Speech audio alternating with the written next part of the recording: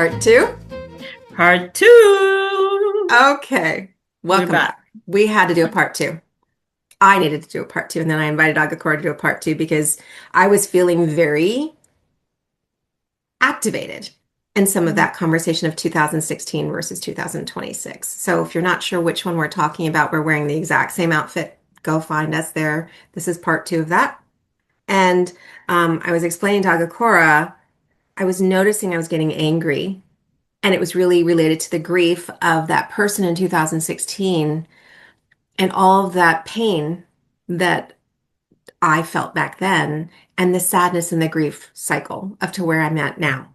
And so I invited Agakura because she was telling me she was activated. So let's talk about that, Agakura. Let's just jump into it. And I was sharing that, yeah, people tell me that now I'm a little more calm, but I definitely will Mhm. go to a place of anger and fight first now. It used to be I would fight or flight and fawn back then. I'm like, oh, let me make this better, or oh, I'm going to go away because I don't want to be seen. Now it's like, bring it. What are you talking about now? And and I bring it for that person in 2016. I think that's where this energy is coming from. What are you feeling that you want to share? I have a question to you. If you were to have a chat with that person in 2016, what would you tell her?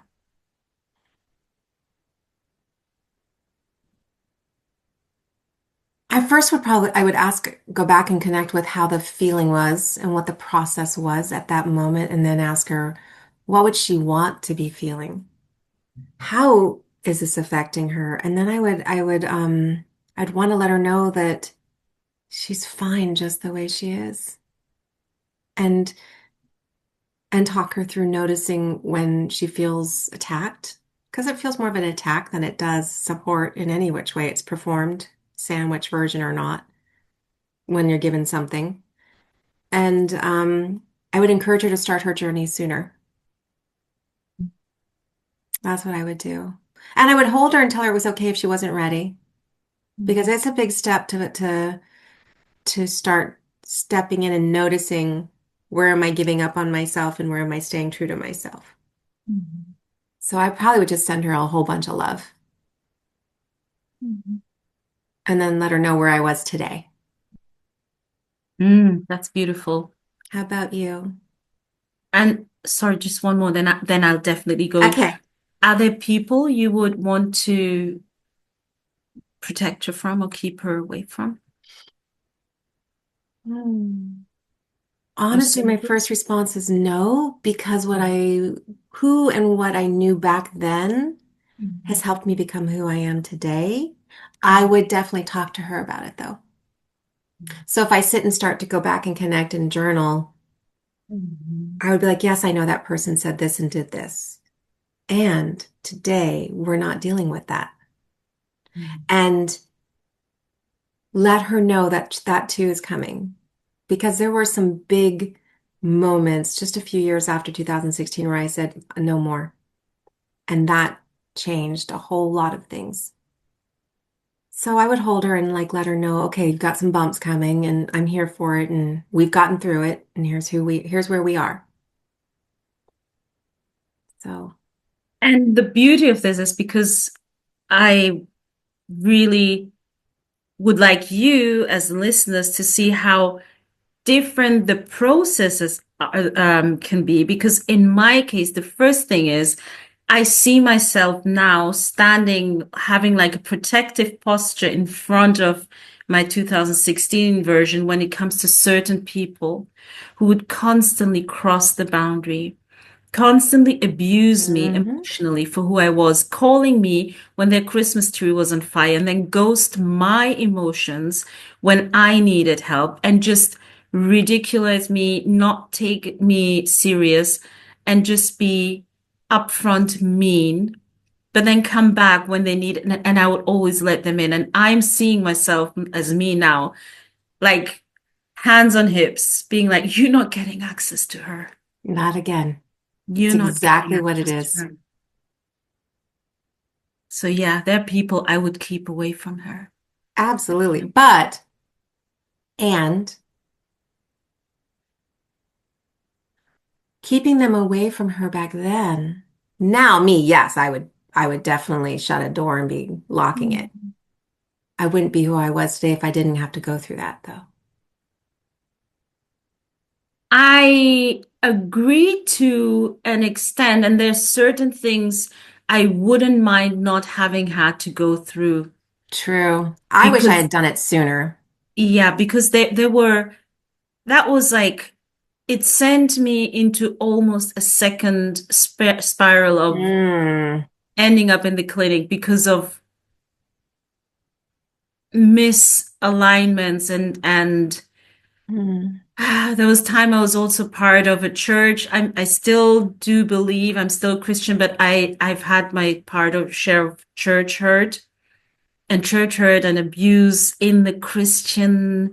Well, if you really do believe, na, na, na, na, I na, na. know. The guilt Like from it can that. it can be so painful. So there are things that I would actually not mind not having had gone through them. True. Like And I wouldn't go back and tell my 2016 person, like, gosh, I wish you'd do this sooner, because that's just putting more shame on myself back then. mm, So it's accepting what was and knowing that, okay, look where we mhm. are today and it's not happening anymore. It's not happening anymore. And I don't know about you, but I sometimes feel like my childhood was already so packed with so much information, like for neurodivergence, so much being othered, bullied, shamed, and so on and so forth, that Yeah. even if the stuff in my adulthood hadn't happened, that would have been enough to shape Oh, me into the well, version I'm today. exactly. Because we both talked about this, how when we were younger, somehow we learned we would walk in a room, read it fast, figure out what's the Mhm. safest thing and how do we take care of everyone so we're safe. Mhm. Mhm. I mean, a child. Yeah. And so, yeah, I do see myself as I like that, a bodyguard of my past selves because I'm healing them now. And so no Yes. future crap Mhm. is allowed to come through. Yeah. You're not getting access to her. Nope. And that's beautiful. That's Mm. so then Yeah. again, that goes back to the grief. There's so much sadness that they did have to go through that. We did. Mhm. And we weren't loved through it in the way that we're loving ourselves now, at least for me. Yeah, that's And true. that's sad for them. Because you were So when saying, these, sorry? I want to ask you a question because you were Yes. saying you would put out everybody else's Christmas tree fire, Mm. but they weren't there for you. Mm. Yes, correct. But you're there for you now. I'm there for me now, and part of me being there for me now is not being there for them. Yes. I am so glad you said that so everyone could hear and we were there. And it was light. It didn't, your tone in saying that was kind Yeah. because you were kind to you Mm-hmm. and you realized you didn't have to be kind anymore. Nice. We'll put nice up Nice. there. Exactly. Yes. Exactly. I love That's that you the. said that. So I hope you all wrote that down. And when this activation happens for you, um, are you usually aware or is it sometimes like I don't know why I'm activated now? Like now you knew because we just had this conversation and Right. we stopped the recording and you're like, I feel activated.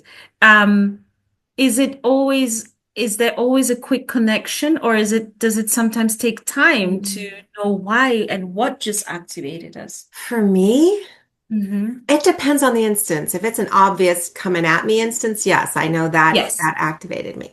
But if it's not, it's like little subtle things. I don't call them microaggressions, and certain things are, depending on the wording. Mhm. For example, this week I've had a few things happen, and I'm came before this call and was I'm not feeling it, and now I'm recognizing I was putting out other people's Christmas tree fires, and they were not there for me. And Oh. hearing you say that clicked that. So now that this process has started, I'm able to recenter myself and go, oh, that's why I was feeling that. before the Mhm. call. Mhm. So not every time, no. How about Not, you? it takes time, and then usually I observe a certain thought pattern that includes certain people where I'm like, hang on. So this just triggered a situation that I had so and so many years ago. Could it be? Is there a connection? What's happening? Why am I hearing Mm. so and so's voice in my ear? Um, so sometimes I'm not aware, and there's something, and when I really sit with myself, Yes. really, really sit, I do know. And Yes. I'm like, yeah, you know what's going on. You know what's Hmm. going on. And sometimes I also tell myself, I don't want to see this part about this person right now. Yes, and that's okay. I don't want to do this work right now. Not right now. Please go away. I'm Or, tired.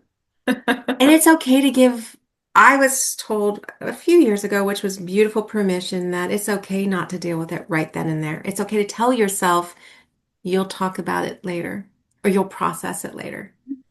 Because sometimes it's not the right place where it hits you and you're going, there's so much going on around me. I don't have that capacity to Yeah. separate it. And neurospicy, we've got stuff going on all the time. So your key of when you said, when I really sit with it and really sit with me, that's the key. That's the permission. Just even if it's 2 minutes, Mhm. just grounding yourself, asking yourself, okay, this person's voice is popping up. This thing is in my head.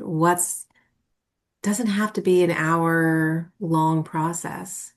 Yeah. You're Yeah. right. And just because this situation of way back comes up does not mean you are who you were then or you are still there. It's just Mm. a thing that, um, you know, the way sometimes you have a sports injury or you step on a thorn, and even if the thorn isn't in there anymore, that is still irritated, but it doesn't mean that the thorn is still in there No, or it you're just means still there's still a stepping on it. wound. It's just There's still a tender. wound. Yeah, exactly. And it's healing. Right. And sometimes it heals and you think, okay, it's gone, and it comes back tender because something else hits it just right. Yeah. So, yeah, I like that. Anything else come up for you? Good. This Me was too. good doing This part was good. two. I like our part two. I hope you came back to watch part two and Yes. feel complete with us. And if not, leave it in the comments and Mhm. we'll come back and chat with you. Yeah. Yes, we will. We'll be back. We'll be How back. does he say it? I'll be back. I'll be back. We'll be back. We'll be Yeah. back. Like, subscribe, share with your tribe. We'll Is see the you next time. Terminator neurodivergent, my friend? Before we leave, All right, rabbit hole real fast. So, which one? Which, because like in the Terminator, Arnold. there's so many Terminators. You've got Arnold who says, I'll be back. Yeah. But then Yes. you have this, don't come at me if you're a fan and I'm not getting it correct. It's okay. Then the second one is the metal police officer dude. Oh, And well, then that. is the third one the woman? Like the really severe, Okay. intense, crazy woman. So for me, I meant Arnold. Yeah, Arnold's I'll be back. And he says that, I think, I think he says that as like an Easter egg in each one that he's in. Yes. Somehow he says it. Yes. Okay. So trust us, So we'll be back. we'll be back. Thanks for stopping. Bye.